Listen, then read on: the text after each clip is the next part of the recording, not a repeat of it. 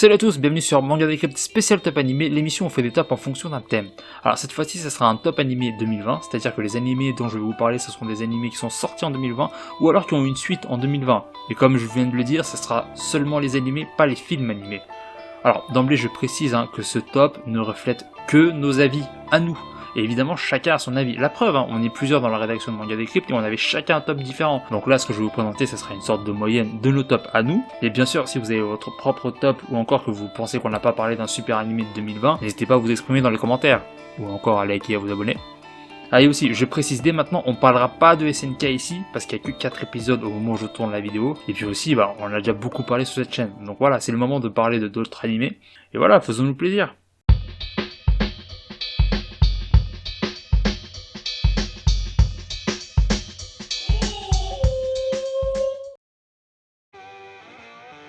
Et on commence avec le numéro 10, Keep Your Hands Off Aizuken. Alors, on doit cet animé au studio Science Saru, ceux qui ont fait Devilman Crybaby, et ça nous raconte l'histoire de Midori, Tsubame et Sayaka, 3 lycéennes qui veulent monter un club d'animé et en produire un. En fait, c'est aussi original que Bakuman, sauf qu'au lieu de nous montrer les coulisses d'un manga, on montre les coulisses d'un animé. En fait, on apprend vraiment beaucoup de choses sur la fabrication des animés, que ce soit le passage des dessins à l'animation, que les musiques ou plein d'autres choses. Moi, j'ai vraiment beaucoup aimé parce qu'au final, c'est des questions que je me posais, comment on fabrique un animé, et là, quand même, on a des réponses. Je note quand même que il faut avoir vraiment quelque chose en plus pour se lancer là-dedans parce que les personnages, et donc en fait, les auteurs, en réalité, ils débordent d'imagination. Il suffit qu'on nous monte un petit truc pour qu'ils montent toute une histoire derrière et qu'ils fassent vivre le truc. C'est assez impressionnant à voir. Mais bon, c'est pas un documentaire non plus. C'est une histoire centrée sur les 3 personnages dont je vous ai parlé tout à l'heure, qui connaissent des fois des moments désagréables et difficiles, normal, quand on fait un projet en groupe, c'est comme ça, mais au final ça reste quand même une histoire centrée sur une belle amitié, c'est assez sympa à voir, et c'est assez reposant sans pourtant être ennuyant. Donc voilà, on apprend beaucoup de choses et en même temps on passe un bon moment.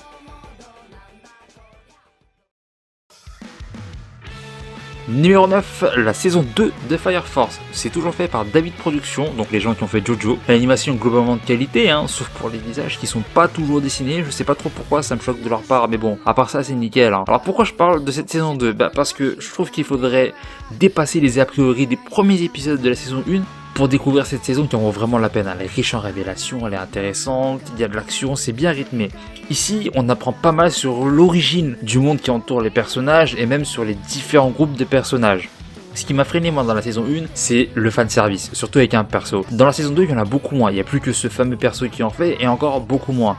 À côté de ça, on a pu découvrir des persos badass avec des passés tragiques qui donnent vraiment une certaine profondeur à l'animé, ce qui n'était pas forcément le cas dans la saison 1.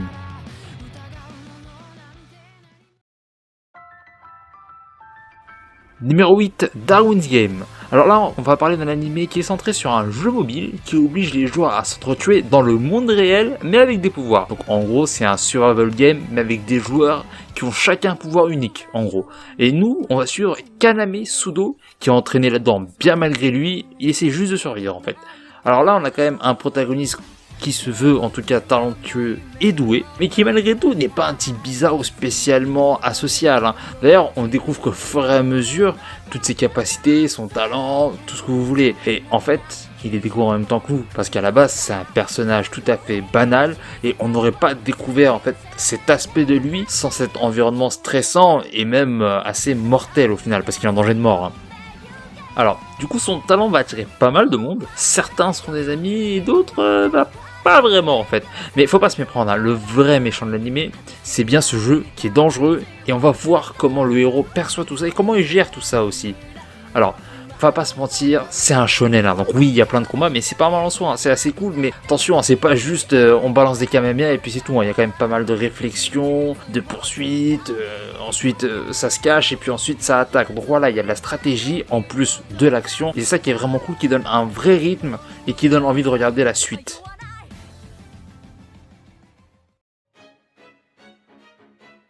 Numéro 7 de Détective Millionnaire, Balance Unlimited. Désolé pour l'accent. Alors, c'est fait par le studio Clovervox, ceux qui ont fait The Promised Neverland ou encore Fairy Tail. Alors pour moi, c'est vraiment la pépite méconnue de l'année. Vraiment, j'ai kiffé et je voulais lui rendre hommage. Alors, c'est un petit animé rapide de 10 épisodes. Pour moi, ça fait la soirée, mais prenez votre temps quand même, faites pas comme moi. Alors, ça parle de Haru Kato, un inspecteur de police qui a été rétrogradé de la première classe à la deuxième, et il rencontre Daisuke Kambe qui vient de devenir inspecteur parce que il est riche et il fait ce qu'il veut. Alors, ce qui est génial, c'est qu'on sait pas à quoi s'attendre entre la comédie et les enquêtes, mais l'anime trouve assez rapidement sa voie entre les deux et on vous laisse découvrir comment. Ce qui est fou, c'est qu'en fait, Kambe, c'est ce qu'aurait pu devenir Bruce Wayne s'il avait décidé de pas devenir Batman pour collaborer avec la police. En fait, il se sert de sa richesse et de sa technologie de manière assez extravagante, voire même désinvolte pour mener à bien son boulot de flic. Et la raison pour laquelle il devient flic fait partie des mystères que je vais vous laisser découvrir. Alors Haru, lui, il est flic passionné par le fait de rendre justice. Il est vraiment très bon. Alors, ça se voit du coup qu'il a été rétrogradé parce qu'en vrai, il a rien à faire dans la deuxième section. Il est assez bon. Mais par contre, il est vraiment dégoûté par les méthodes pas toujours réglo-éthiques de Kambe. Et c'est ça qui est d'ailleurs assez drôle et qui donne une certaine dynamique à leur duo. D'ailleurs, la dynamique entre les deux est vraiment entraînante. Surtout qu'en fait, les deux, ils apprennent l'un de l'autre et finissent par se respecter. Et c'est vraiment ça qui est assez cool. Numéro 6, The God of High School. Alors ça vient d'un manhwa, donc une bande dessinée coréenne, et c'est adapté par le studio MAPPA, vous savez les gens qui font la saison 4 de SNK. Alors, on nous raconte là l'histoire de Jin Mori, un lycéen qui participe au tournoi The God of High School, oui, le nom de l'animé, et c'est un événement très suivi dans leur monde. Et en plus de ça, il y a une grosse récompense à la clé, à savoir un vœu qui t'accorde n'importe quoi, genre guérir le cancer de quelqu'un par exemple, donc c'est pas rien. Alors comment ça se passe ? T'as plusieurs types de matchs, mêlée générale, 3 contre 3, 1 contre 1, et tu peux utiliser n'importe quoi, des armes, enfin vraiment c'est comme tu veux. Alors, ce qui est particulier, c'est que t'as des participants, en tout cas les meilleurs, qui ont des pouvoirs extraordinaires.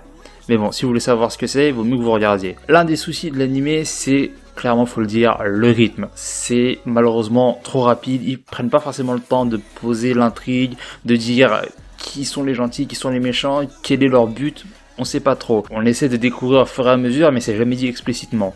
Par contre, les gros points positifs, c'est quand même que c'est MAPPA qui le fait, l'animation est vraiment aux petits oignons, c'est vraiment nickel, et comme il y a beaucoup de combats, ça a beaucoup d'importance. On en prend vraiment plein les yeux pendant les combats. Et voilà, c'est un shonen comme on les aime, avec des personnages intéressants, qui ont tous une backstory. Alors en plus, voilà, il y a une amitié centrale, c'est vraiment cool. Donc si vous cherchez un shonen exemplaire, c'est celui-là, c'est un shonen type.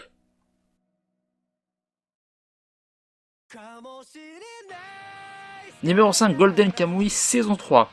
Alors, c'est une histoire inspirée par la vraie vie du grand-père de l'auteur, Seiichi Sugimoto, qui vient vraiment d'Hokkaido et qui a fait la guerre Russie-Japon en 1904-1905. Parce que oui, on suit l'histoire de Sugimoto l'immortel, surnommé ainsi parce que il a survécu à la guerre, et il a promis à un de ses camarades tombés au combat de protéger sa petite famille. Alors justement, il croise un ex-prisonnier qui lui parle d'un certain trésor. Or, comme il est fauché et que, vous savez, on protège bien les gens avec de l'argent, du coup, il part à la recherche de ce trésor.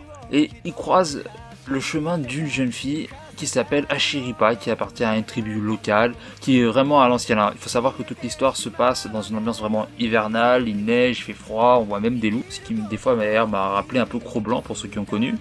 Et c'est assez original parce que ça se passe pas dans un lycée, il n'y a pas de technologie, de portable ou je ne sais quoi. Ils vivent vraiment à l'ancienne, c'est-à-dire que leur but dans la journée c'est de trouver à manger, c'est de ne pas mourir de froid, et ils veulent trouver de l'argent pour protéger les leurs. Voilà, c'est un peu une sorte de retour aux sources, mais plutôt bien fait. C'est un petit peu brutal parfois, mais ça ne gâche absolument rien.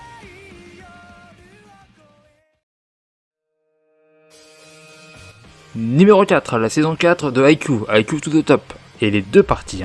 Alors j'en parle notamment pour les gens qui ont des a priori, qui se disent ah non mais c'est une pâle copie de Kuroko no Basket. Rien à voir les gars, déjà ça parle pas de basket mais de volley. Ensuite ça raconte l'histoire de Hinata Shoyo qui adore le volley, mais il est tout petit et ça aide pas pour ce sport en fait. Et en plus il en a jamais fait avant le lycée, enfin en club en tout cas. Mais bon, il essaie de s'entraîner de son côté, et il entraîne notamment ses capacités physiques.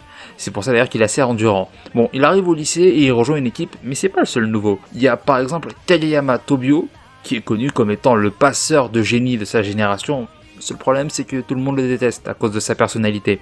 Et cette saison, elle se concentre pas mal sur Kageyama et son jeu d'un côté, mais aussi de Hinata et son jeu de l'autre côté. Alors, dans la première partie, on nous montre un peu leur remise en question et tout ce qu'ils veulent améliorer en fait.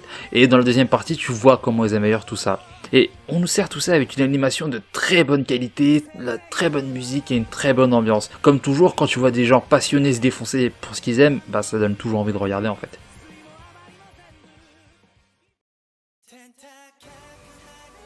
Numéro 3, Tower of God. Alors c'est aussi un manoir, et l'une des choses qui m'ont le plus marqué, c'est quand même les bandes son qui amplifient vraiment le côté mystérieux, mystique de l'univers.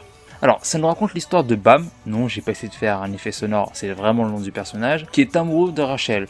Alors, c'est une fille qui l'abandonne dès les premières minutes de l'animé pour arriver, en tout cas pour essayer d'arriver au sommet de la tour de Dieu. Vous savez, Tower of God. Alors, la légende raconte qu'au sommet de la tour, on peut avoir tout ce qu'on veut, et qu'on deviendra même un dieu. Mais Bam, il s'en fiche de tout ça, lui il veut juste retrouver Rachel. Il est là, Rachel. Des fois, c'est un petit peu chiant, mais c'est pas grave, c'est limite masqué par l'univers qui est vraiment fascinant. Ça a un côté très très mystérieux et c'est vaste. On n'en sait pas beaucoup en fait sur cet univers. Ça me rappelle un peu Made in Abyss où il y a tout un écosystème qui vit dans un petit environnement. Alors ici on a beaucoup de personnages qu'on suit. Eux aussi sont très mystérieux et on ne sait pas forcément qui veut quoi. Et on sait aussi qu'il y a des complots. Nous, on se contente de suivre Bam et on navigue de surprise en surprise.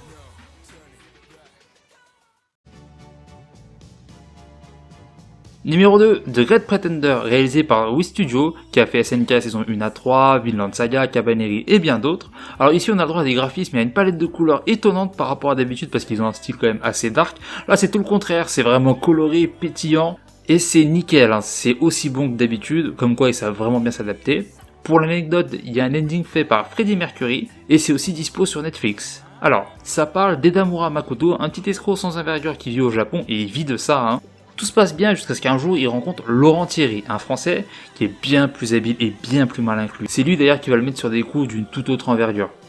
Alors l'histoire est coupée en plusieurs arcs, hein, et chaque arc est centré sur une arnaque, donc un coup qui vont monter ensemble, mais aussi sur un des personnages principaux. Alors la force de l'animé c'est clairement les fulgurances créées par Laurent Thierry, qui est un peu l'équivalent du professeur dans la Casa des Papel, parce que voilà, le gars il a toujours un plan, c'est mastermind le mec. Et en plus de ça, les interactions entre les différents personnages sont toujours cool, c'est dynamique, et puis même c'est attachant. Voilà.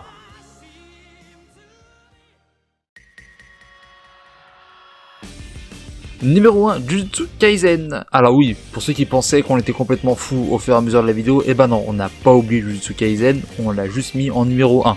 Alors, de quoi ça parle? Ça parle d'un monde avec des esprits maléfiques, nés de sentiments négatifs des gens, et d'ailleurs ils sont invisibles aux yeux de ces mêmes gens. C'est centré sur le perso d'Itadori Yuji, naturellement fort physiquement, hein, qui devient l'hôte du démon le plus redouté de tous les temps, Sukuna, en bouffant une relique qui est en fait un des doigts de Sukuna. Ouais, posez pas de questions. Alors le but étant qu'il finisse par bouffer tous les doigts en fait. De ce fait, il devient étudiant exorciste avec plein d'autres persos, notamment son prof, Gojo, que lui je kiffe. Alors ce que j'ai aimé en plus de Gojo, c'est l'animation aux petits oignons de Mappa. Oui, ils sont vraiment sur tous les bails.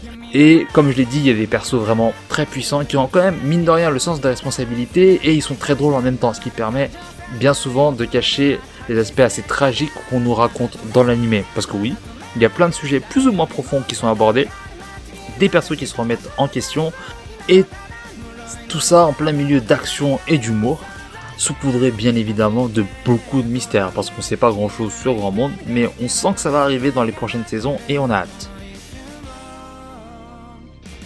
Et voilà pour ce top, merci de nous avoir suivis. Comme je l'ai déjà dit, si vous n'êtes pas d'accord ou que vous avez votre propre avis, n'hésitez pas à le dire dans les commentaires. Sinon, n'hésitez pas à vous abonner et à liker et à partager aussi. Sinon, voilà, à la prochaine!